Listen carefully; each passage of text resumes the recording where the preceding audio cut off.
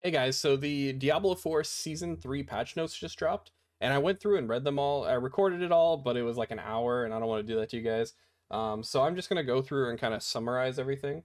So let me go ahead and just change over to it, and we'll get right to it. So basically, they said that they're trying to make sure that payoff for skills is immense. So they're trying to improve skills that have been kind of lackluster so far. They added some new items. This is a pretty cool item. I don't know if it's going to be usable. It's interesting. I think it's gimmicky personally. But basically, when you use a non-basic skill, it marks enemies. So let's say you use Poison Creeper on Druid. It's going to mark all of the enemies for 3 seconds. Then you're going to be able to hit the enemies with a basic skill to be able to do 200% more damage. Now, this is potentially good enough, assuming that you have something like the Poison Creeper that you can reset quickly enough that this becomes relevant. So you could just spam back and forth between the two. But basic skills don't have a lot of damage, but this is a 200% increase. And you'll see later there's actually let's say Stormclaw, for example, there's a 60% increase to basic skill damage, and that's multiplicative, so this might actually do it. Aspect of adaptability. Let's see. So when you cast below 50% maximum resource, oh, this is the one I was just talking about, sorry. You generate your primary resource when you do something below 50%. When you're above 50%, it increases your basic skills damage. So for Stormclaw, you'd only be able to get 60% out of this bonus, but 60% is the best multiplier that we've ever seen for basic skills. So that's actually quite good, and I think that's going to make Stormclaw viable this season, despite the fact that we're losing a lot of attack speed. In the past, it was still viable even without the vampire skills. It just wasn't getting up to the same level as other builds. So I think this should solve the problem. Moving down, we've got Juggernaut's Aspect. This gives you a way to get armor. It reduces or it increases your evade's cooldown, so it's not that good if you're using something like Flicker Step, but it's also not that big of a deal. And that's a good chunk of armor, so we'll have to see exactly how much this gives and whether or not it's worth it, but it seems like it's pretty good. Then we got Ring of Starless Skies, so they changed this one. And previously, let's just say it sucked. It was supposed to reduce the cost of your core skills.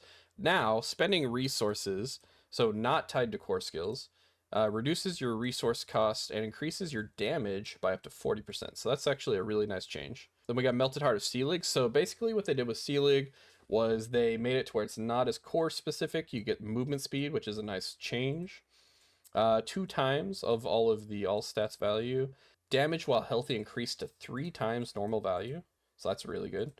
And then previously, you would reduce all of the damage taken. Now it's 75% of the damage taken that's being reduced, but it only drains 2 resource.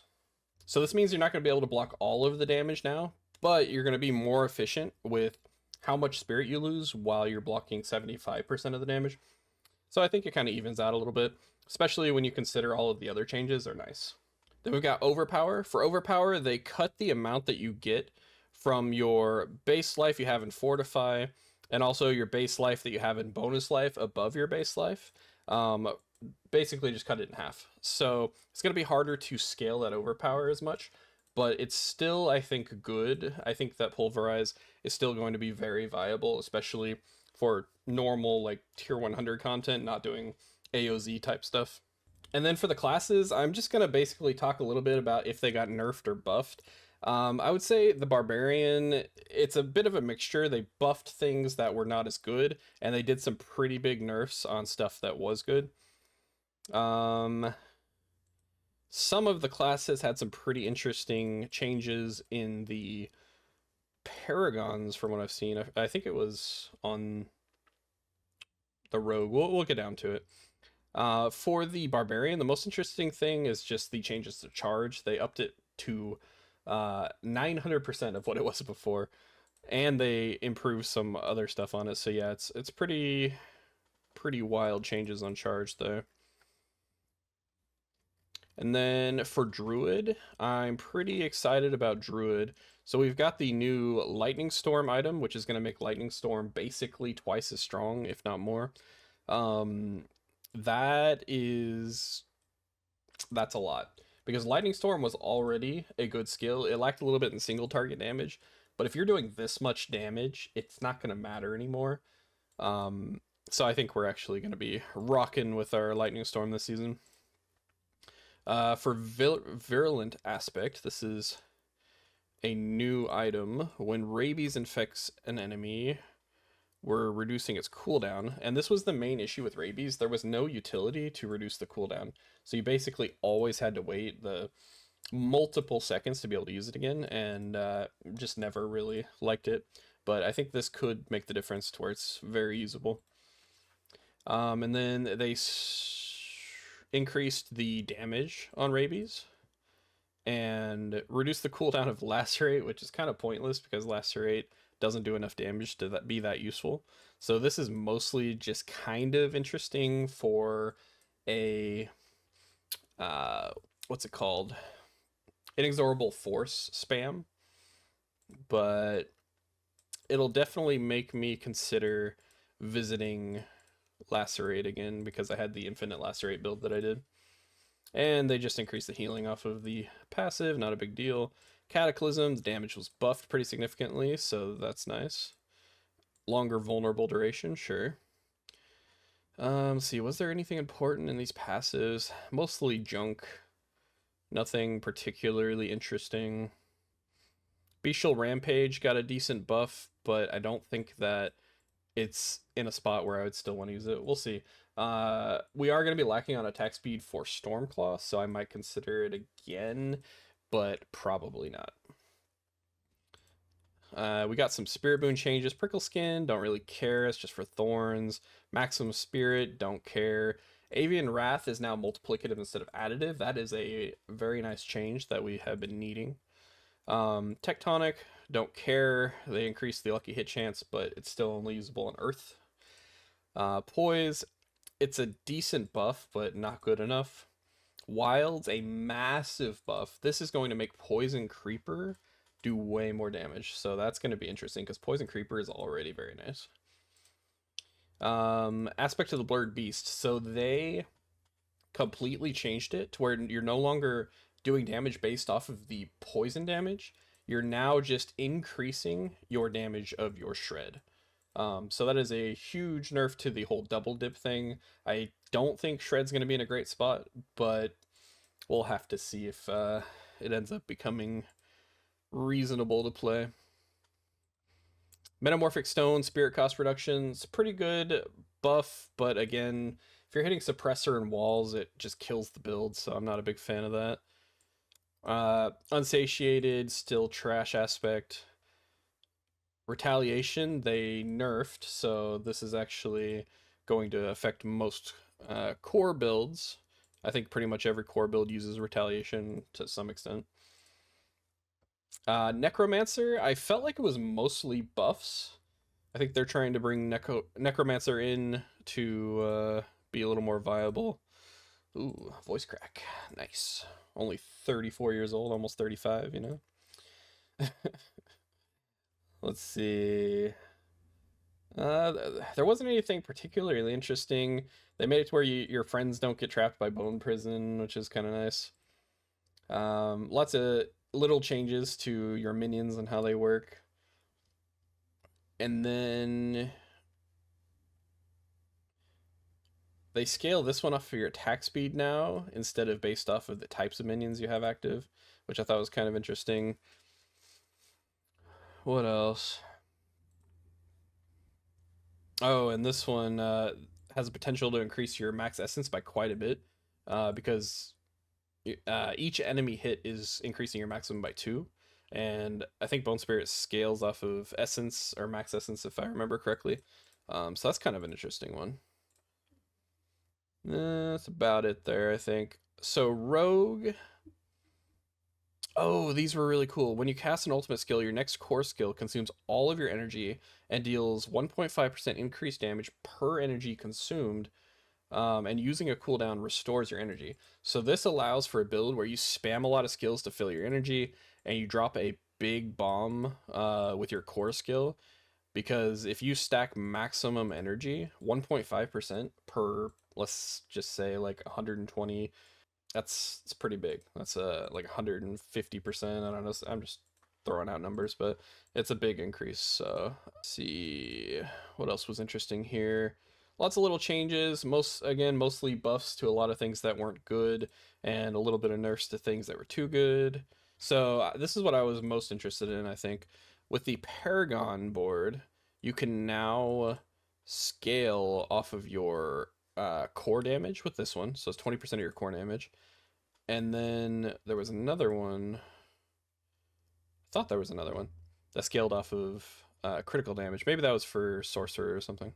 For Sorcerer, you've got a new item for Meteor that makes Meteor potentially viable, which I was interested in last season, but Meteor just wasn't doing it for me without this. But I think this might be the difference. And the Shredding Blades, they didn't do enough change to Shredding Blades. I had an Ice Blade build in the last season, and I was gonna release it, but I was just like, it's just not quite hitting where I want it to hit to be able to put it out to people.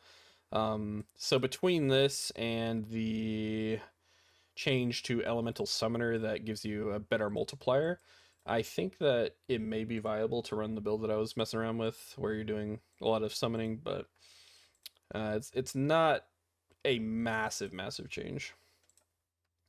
And some decent increase to burning damage. This looks like something closer to like a 30% increase rather than like a 10% increase. So definitely a little bit more there. Let's see. Gameplay, moving past classes. Helltide's active all the time. Good for people like me that have bad time management. More Distilled Fear, you get 3 guaranteed when you clear a tier 90 or higher, so you can basically farm the heck out of them. You always get a sigil that gives you a sigil tier 1 higher than whatever dungeon you completed, so that's nice. Scroll of Escape, some quality of life changes, max stack, as well as it appearing as legendary so you don't miss it, is pretty nice. Scattered Prisms, which are the thing that give you sockets on your gear. They reduce the chance to get them as drops, but now you get them from Legion event chests. I'm not a big fan of this because I don't like Legion events, but it does mean that they are now farmable, so it's kind of a trade-off. Material cap increased, kind of redundant for seasonal players, but maybe that's useful for somebody that's playing on Eternal.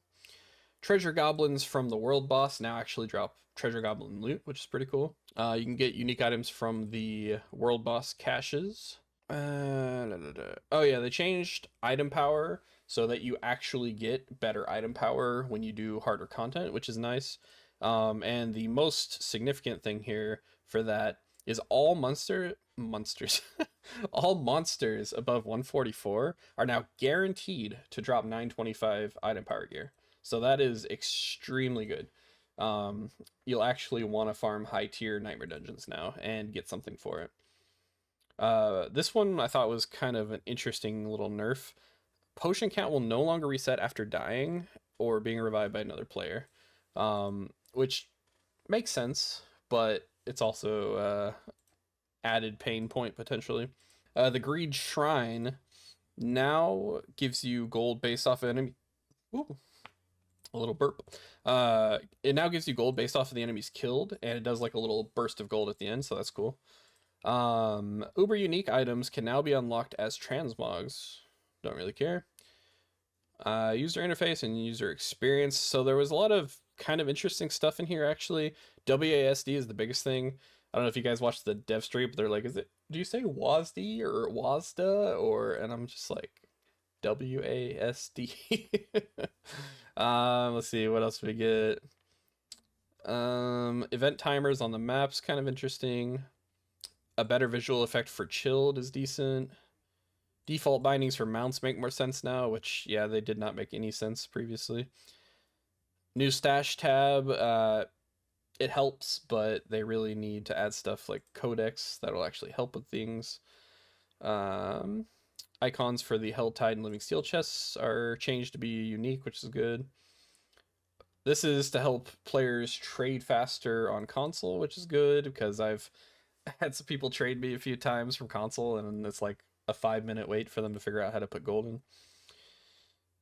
Oh, this is probably one of the better ones. So, when you're changing your skill tree, you're gonna be able to do a preview and then confirm it. So you're not sitting there going back and forth, changing a couple points here and there, and then wasting gold every single time you click something. So that's actually very nice. And then let's see, is there anything else down here? These are all just bug fixes. Maybe there's something interesting in here that I don't remember. Tooltip for Envenom is changed, so that's good that it's fixed to show the correct thing, just to spare people confusion. Yeah, nothing super significant. Let's see, developers note, Ball Lightning was dealing an unintended amount of damage because of its enhanced upgrade. This bug fix returns the amount of damage done by the skill to intended quantities. Okay. And I think that's about it. You don't take random damage when you're upgrading something. So I don't know if when I applied aspects to stuff, that's when I had my items breaking. So hopefully this fixes that, because I actually wasted a lot of gold on pointless repairs because of that. But that's the patch notes. If you guys want to read it in more detail, I'm going to link it below the video. But other than that, I'm going to be putting out my Druid guesstimated tier list for season 3. I'm going to be putting out all of my individual build videos for the different builds. Obviously, Stormclaw will probably be my first one, just so you guys have that right out the gate. But I'm going to go through and put out as many of those as I can before the season starts, so you guys have them ready to go. I will also have my recommended leveling guide for season 3. And yeah, and then I'll just update the builds based off of actually experimenting, uh, using the new companion, seeing how that ties into stuff. But the good news for people who are really big fans of Stormclaw, it does look like Stormclaw is in for this season. I would say if I had to guess, Stormclaw is probably going to be an A tier. I'd say probably not S tier because we're going to be lacking that attack speed, but we will be able to use it in all of the content in the game, I think. But that's it for now, guys. I will catch you later. Daddy Druid out.